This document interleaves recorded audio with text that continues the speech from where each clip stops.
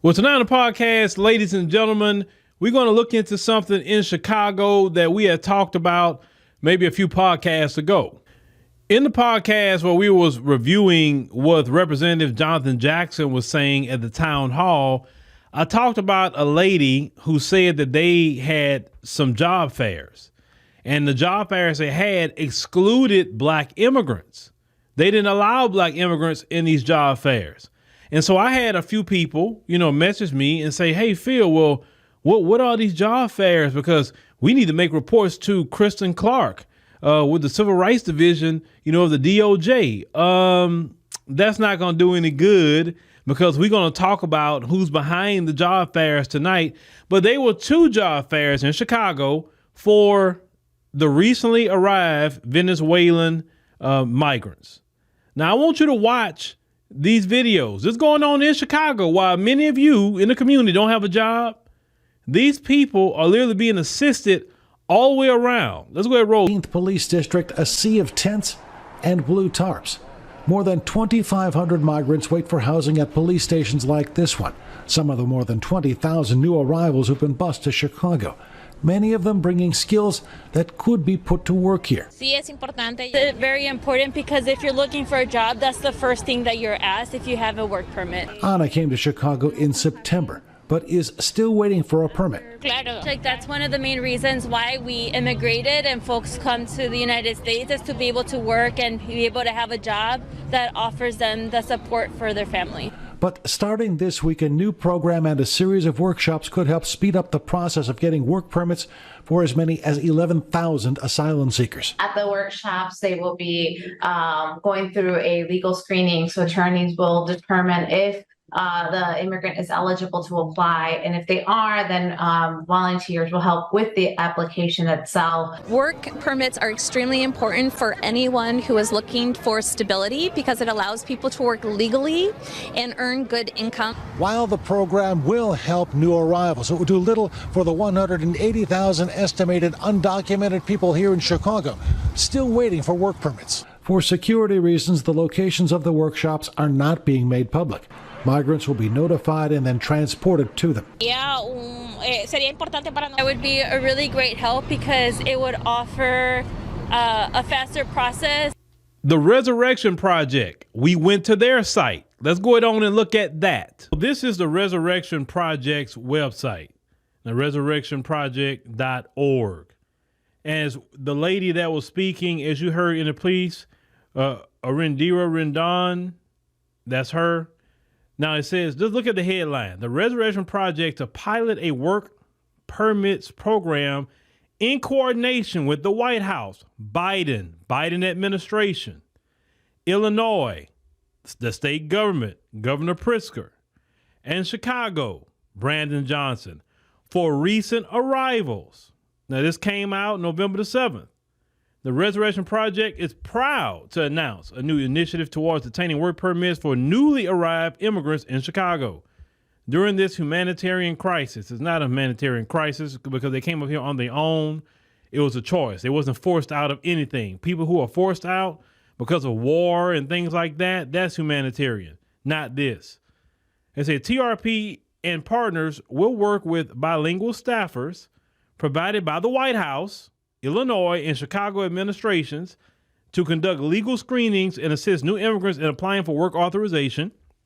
The location of the intake center will not be disclosed to protect the identity of the clients. Black people, look, when I told you in the previous podcast how the federal, state, and local governments are helping these people so much and so to even protect them.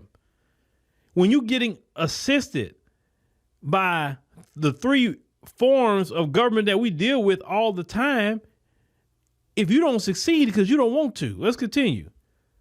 We will be working with legal service partners to serve between 150 and 300 immigrants per day, to provide transportation to the legal clinic for their appointments, and promote legal services in shelters across the city.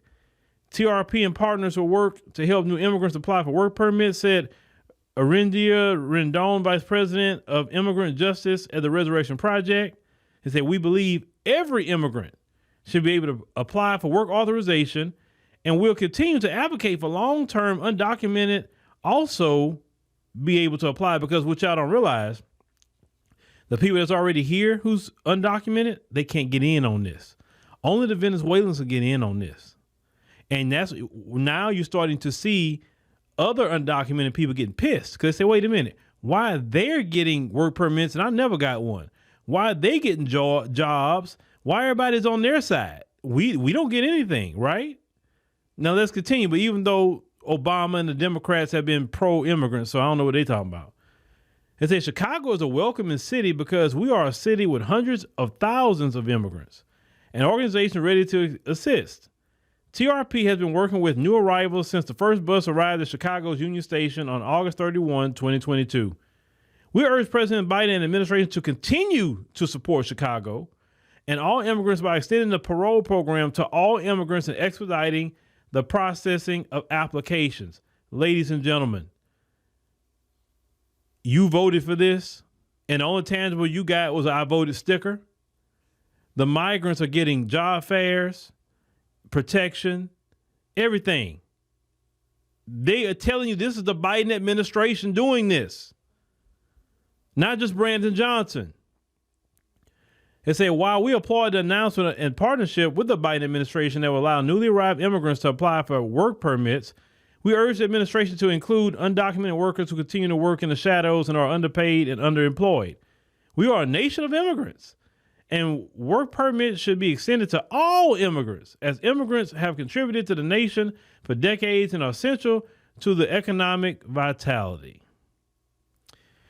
Yeah, black people, it's immigrants that makes the America go round. Not nothing what you build in the country. You know, all the money we spend in this country as black people.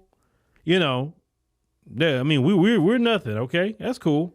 Let's say how to get involved. Join TRP and thousands of immigrant community members, immigration leaders, and elected officials Tuesday, November 14th in Washington, D.C., to urge the Biden administration to extend work permits for all immigrants.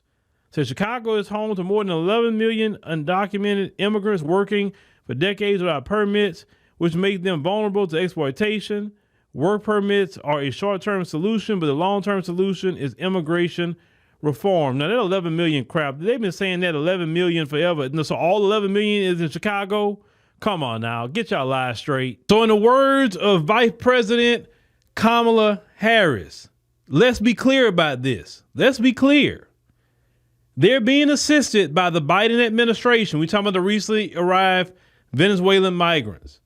They're being assisted by the state government. They're being assisted by the local government in Chicago. You can easily get past people who've been here for hundreds of years, black folk, when you're being assisted to that much. How can you not fail? The only way you will fail, unless you're just sorry and good for nothing, that's the only way you will fail. But you got the federal government, the state government, and the local government in Chicago helping you. You know what I'm saying? But see, this goes back to the 2024 election, the 2024. Biden is doing everything he can to undermine black people. And of course, undermining the residents of Chicago as well, not just the black community, but you know, we talk about the black community over here.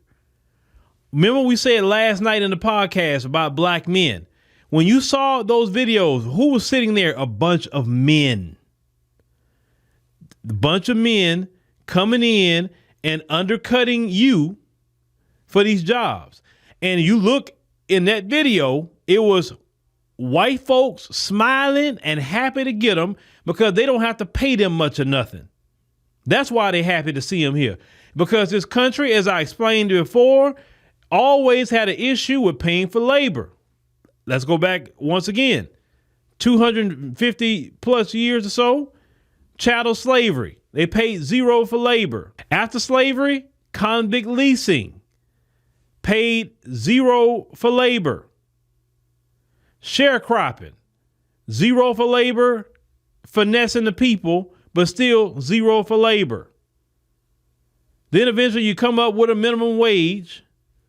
And when black folks now rise up to the point where they say, okay, I got to get paid right, because we still underpaid under white people for the same job, even with more experience, even with more education, we still underpaid with white people. And then we fight to get paid what we owe. They say, oh, nope, you ain't about to do it. I got a new set of Venezuelans coming right on in and do your job.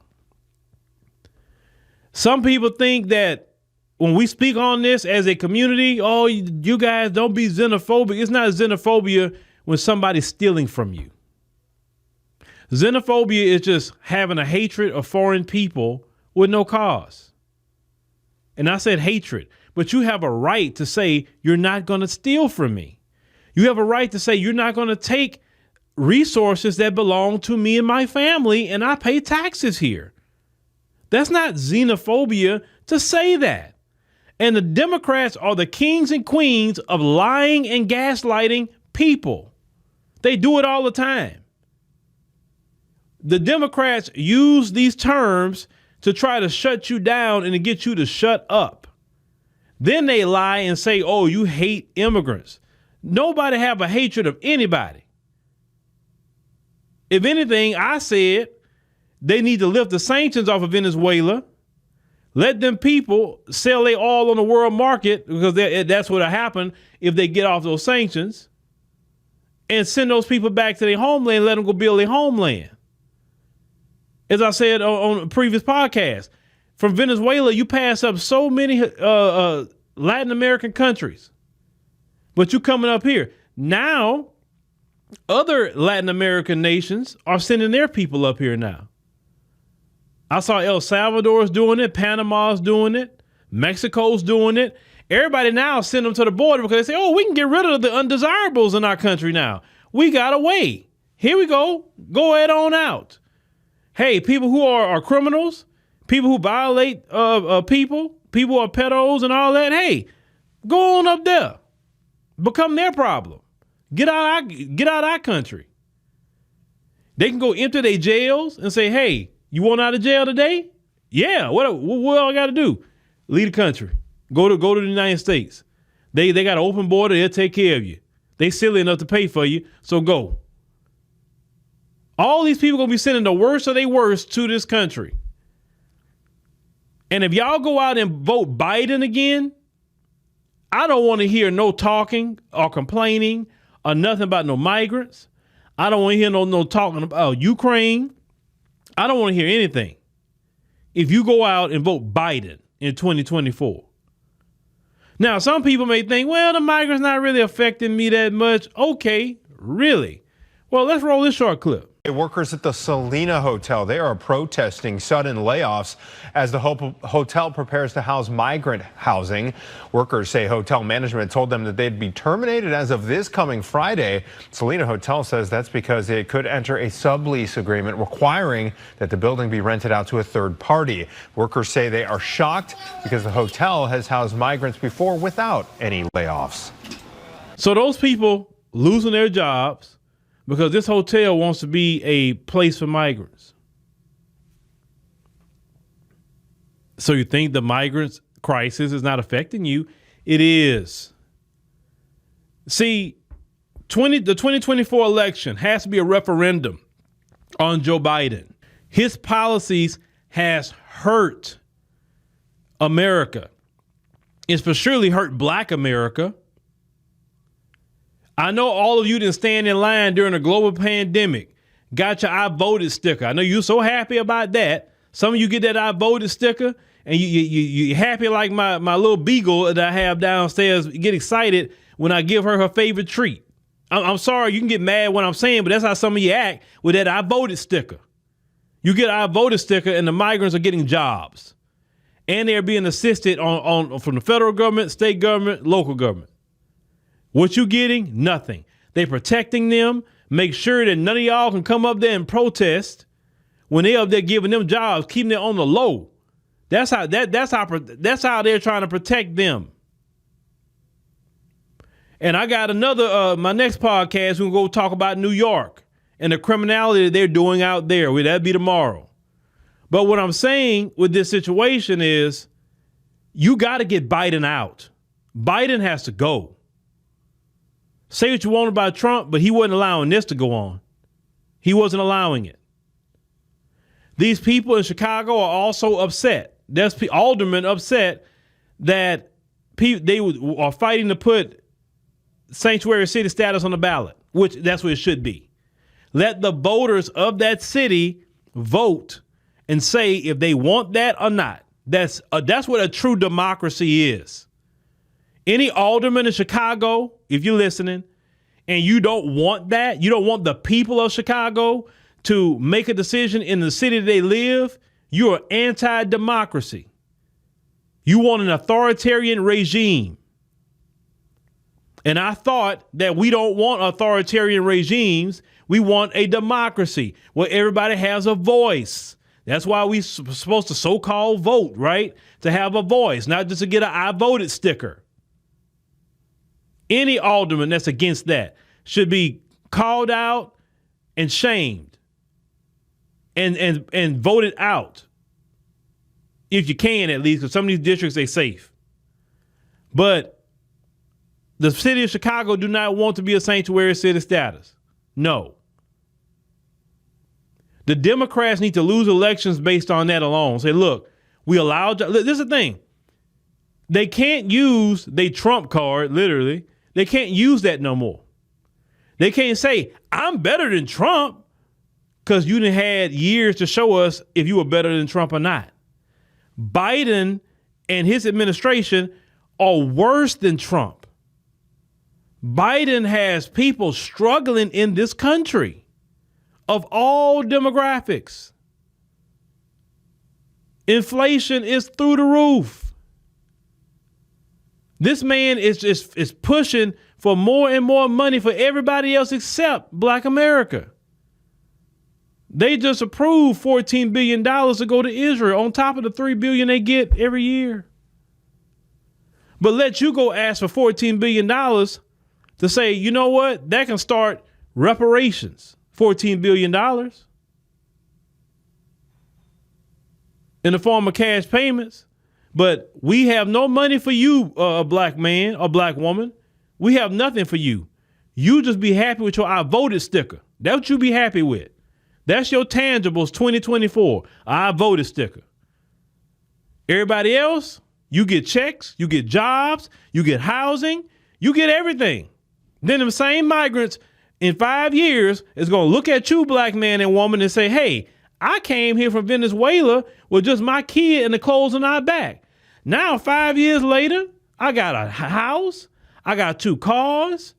My other kid is going to Harvard. And my wife got a business. I got a business. And then we did all this in 5 years. You've been here for 400 years, 500 years, and you still can't get anything done? Like me? That's what they will tell you. They're going to tell you that. But they're not going to talk about them job fairs they went to. They're not going to talk about probably that free education they was getting at the local community college. Talk about the immigrant program that the Biden administration will sponsor.